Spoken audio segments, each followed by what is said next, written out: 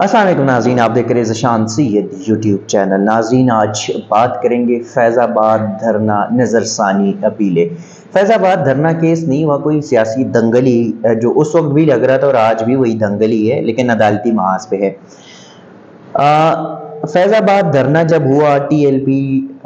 نے یہ دھرنا کیا تھا اور اس کے بعد اسٹیبلشمنٹ نے وہ دھرنا کروایا تھا اور پھر وہاں ان کو پیسے شیسے دے کے ان کو بھیج دیا تھا۔ نواز شریف کی حکومت تھی۔ پھر اس کے بعد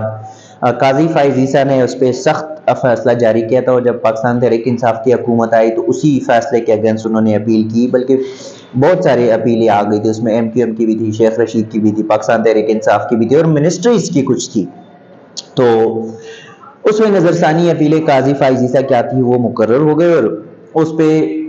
تقریباً سب نے اپنی جو اپیلیں تھے وہ واپس لے لی، اور اس میں شیخ رشید احمد جو ہے ان کا اپیل رہ گیا تھا۔ اور آج چونکہ وہ ظاہر ہے چلے پر تھے، پہلے وہ حالات واقعات ایسے تھے قاضی فائز عیسیٰ کے دور میں، جب آئے تو وہ چلے سے ان کی واپسی ہوئی تھی۔ چلہ سب کو پتہ ہے کہ کون سے والے چلے میں تھے۔ خیر، آج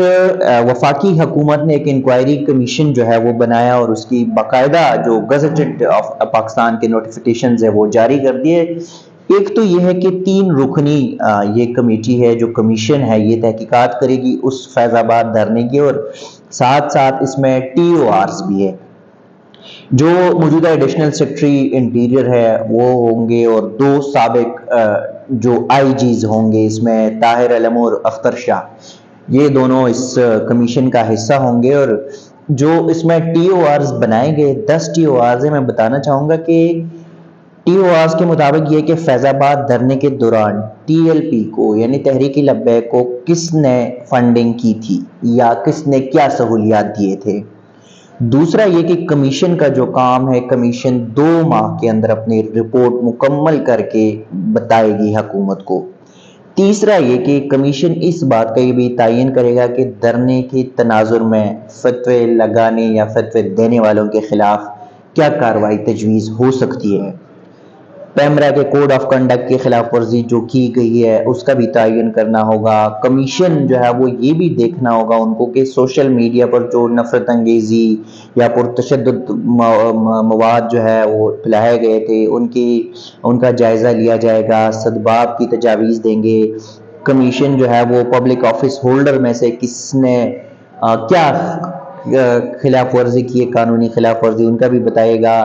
خفیہ ادارے جو ہے وہ ان کا بھی اس میں سمیت جو افسران ہیں وہ بھی ذمہ داریوں کا بھی تعین کرے گا، کیونکہ اس میں ظاہر ہے وہ کہا جا رہا ہے کہ فیض حمید اور باقی جو تھے اس وقت ان کی سربراہی میں دھرنا ہوا تھا، اور ان کی پھر خاتمہ بھی انہی سے ہوا تھا۔ تو یہ بھی اس بات کا ہے کہ انٹیلیجنس ادارے جو ہے اور سرکاری افسران جو اس دھرنے کے پیچھے وہ سہولت کار تھے یا ان کا ہاتھ تھا، ان کے خلاف کیا کارروائی ہوئی ہے اور کیا کارروائی ہونی چاہیے۔ ساتھ ساتھ یہ بھی ہے کہ جو دھرنے پاکستان میں ہوتے ہیں، صرف یہ نہیں کہ فیض آباد دھرنا، بلکہ جو دھرنے ہوتے ہیں یا اسپیسیفکلی اس دھرنے کے حوالے سے کہ اس میں پولیس اور دیگر جو انٹیلیجنس ہمارے ادارے ہیں ان کے کردار کے اوپر جو ہے وہ بھی تعین کرے گا۔ یہ تجویز بھی دے گا کہ صوبائی حکومتیں یا وفاقی حکومت جو ہے مؤثر نگرانی کیسے کرے کہ نفرت انگیز اور انتہا پسند اور یا دہشت گردانہ مواد جو ہے ان کو پھیلانے کے خلاف کارروائی کرے یا روکنے کی ٹھوس اقدامات کرے۔ یہ بھی ہے کہ وفاقی حکومت اور صوبائی حکومت جو ہے وہ اس کے پابند ہوں گے، اور کمیشن جو اس کا اسلام آباد میں ہوگا۔ تو یہ سارا ٹائم 2 مہینوں کے اندر کرنا ہوگا۔ پھر جب یہ چیزیں سپریم کورٹ میں بینچ کے سامنے پیش کیے گئے تو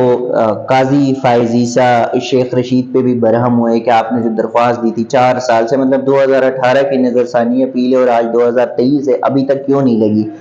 اس نے کہا کہ ہمارا خود بھی احتساب ہونا چاہیے کیونکہ 4 سالوں سے ہم نے رکھی نہیں، لیکن یہ آپ بتائے، آپ ہمت کرے، چلے سے آپ واپس آئے، آپ ہمت کرے کہ آپ نے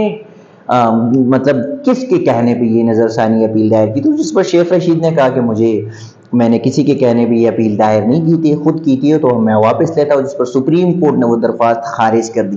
لیکن ساتھ ہی چونکہ اس وقت جس وقت یہ فیض آباد دھرنا چل رہا تھا تو جو پیمرا ہے Pakistan electronic media regulatory authority کے جو چیئرمین تھے وہ اس وقت ابصار عالم تھے، تو ابصار عالم کے اوپر بھی کچھ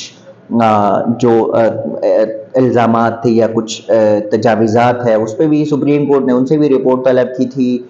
ابصار عالم جب آج کورٹ میں پیش ہوئے تو انہوں نے کہا کہ مجھے تو اعتراض ہے جو انکوائری کمیشن ہے، انکوائری کمیشن کے اوپر اعتراض یہ ہے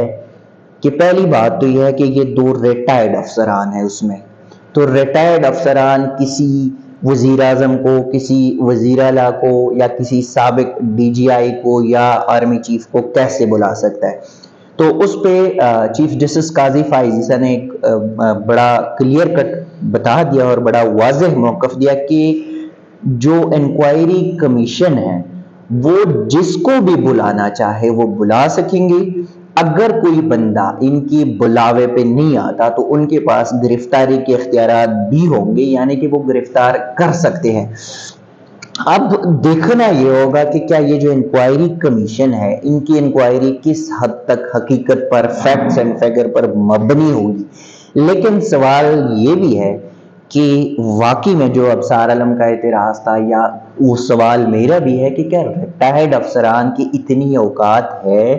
کہ وہ کسی سابق چیف کو بھی ہاتھ لگائے یا کسی سابق وزیر اعظم کو بھی ہاتھ لگائے؟ چلو سیاستدان تو اس ملک میں کچھ بھی نہیں ہے، لیکن کسی سابق چیف کو یا آرمی چیف کو یا ڈی جی آئی کو وہ ہاتھ لگا سکتا ہے۔ سابق کو تو موجودہ حاضر اس سروس ہاتھ نہیں لگا سکتا، تو یہ جو ہے اپنا ریٹائرڈ افسران کیسے ہاتھ لگائیں گے؟ اور ہمارے ساتھ ایک اور وہ بھی موجود ہے کہ ایک نجی سوسائٹی نے سابق ڈی جی آئی فیض حمید کے خلاف کیس کی تھی اور سپریم کورٹ نے کہا تھا کہ آپ کے پاس متعلقہ ادارے ہیں، آپ وہاں جائیں۔ تو یہاں پہ پھر بھی یہی سوال ہے، تو یا تو یہ ہے کہ صرف فیض آباد دھرنے کے اوپر جو انکوائری کمیشن ہے، یا تو قاضی فائز عیسیٰ صاحب خود بھی نہیں چاہتے کیونکہ وہ ظاہر ہے لوگوں وہاں پہ جو پٹیشنرز تھے نظر ثانی کی اپیلی تھے وہ واپس ہو گئی سارے، تو آلریڈی ٹو سم ایکسٹینٹ یہ کیس بہت جلد انفرکچس ہو جائے گا۔ لیکن یہ ہے کہ کیا وفاقی حکومت نے بھی اس قسم کی جو انکوائری کمیشن بنائی ہے، جو میں سمجھتا ہوں کہ وہ بے اختیار ہی ہوگا، کسی قسم کے اختیارات اس کے پاس مجھے نہیں لگ رہا کہ ہوں گے، اگر ہوں گے بھی تو ان میں وہ گٹس یا ہمت نہیں ہوگی۔ تو اب دیکھنا یہ ہوگا کہ فیض آباد دھرنے دنگل کا جو نتیجہ ہے وہ نکلتا کیا ہے۔ کیا سپریم کورٹ کی اس فیصلے پر جنرل فیض حمید، سیکرٹری انٹیریئر اور اس وقت کے جو وزراء تھے ان کے خلاف، یا